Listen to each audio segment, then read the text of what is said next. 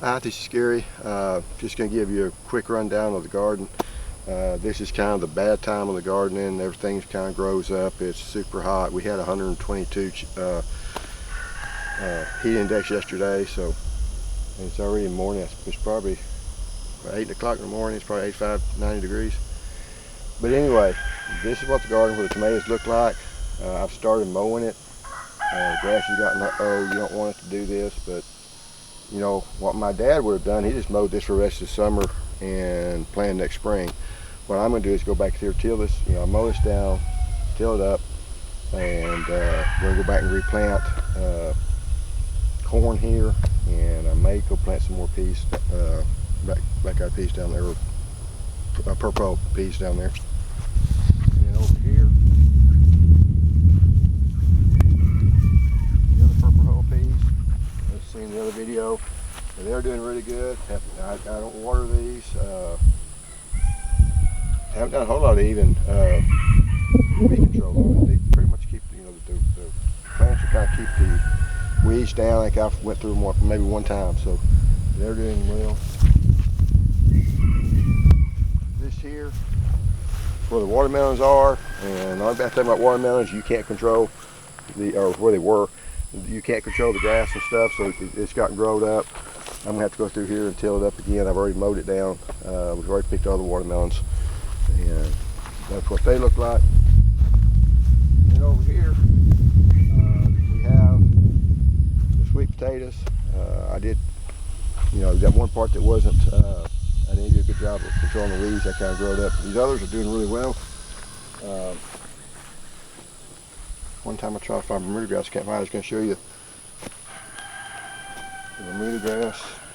Oh well. Most of y'all know what Bermuda grass is. That is one thing you want to stay after because it will continue to spread.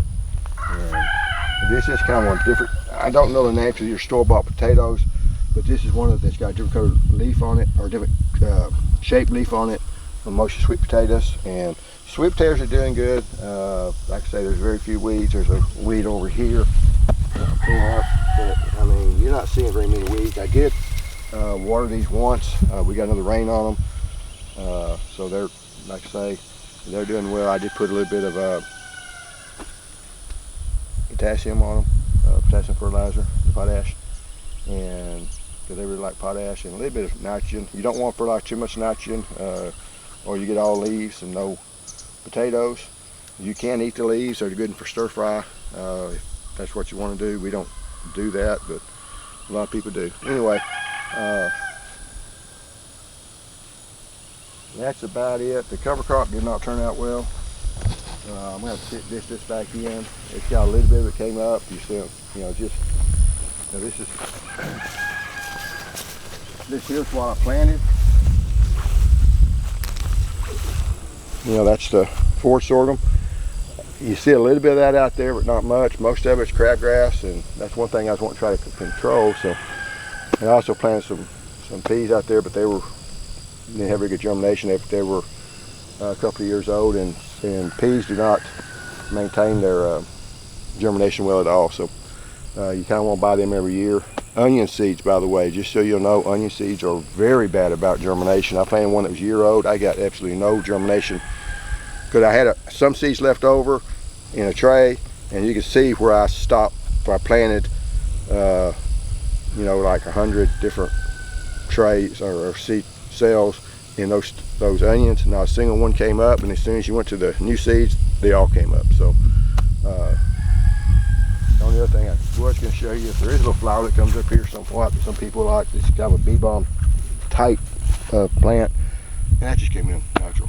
But anyway, like I said, not a whole lot going on. I've got some mowing and some tilling to do, but I will be back to planting back in August, and I almost got all the corn harvested. I will do a video on the corn and how to make the corn meal. I've got the corn drying inside now, and like I said, I've got a few more ears that weren't really ready to pick yet that I'll be picking probably next couple of days. Anyway, thanks for watching. Okay, I'm back. It's about an hour later. It's before 10 o'clock, and already I looked on the forecast. It's 88 degrees and 106 heat index, so This is pretty much what we're going to be doing till I'm going to be gone this afternoon. But here's the garden that I plowed up where the tomatoes were, and it'd probably take another tilling to kill all the grass. And that's the main reason I'm tilling is to plant. This is where I'm going to go plant the corn this fall, which corn's going to be planted first part of August. That's why I'm probably going to, well, I am going to skip the belly drop. And up over here, this is where we had the watermelons, cantaloupes.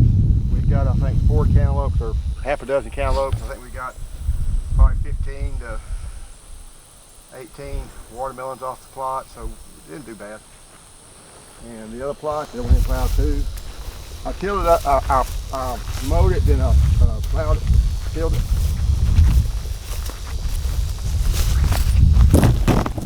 Is this here?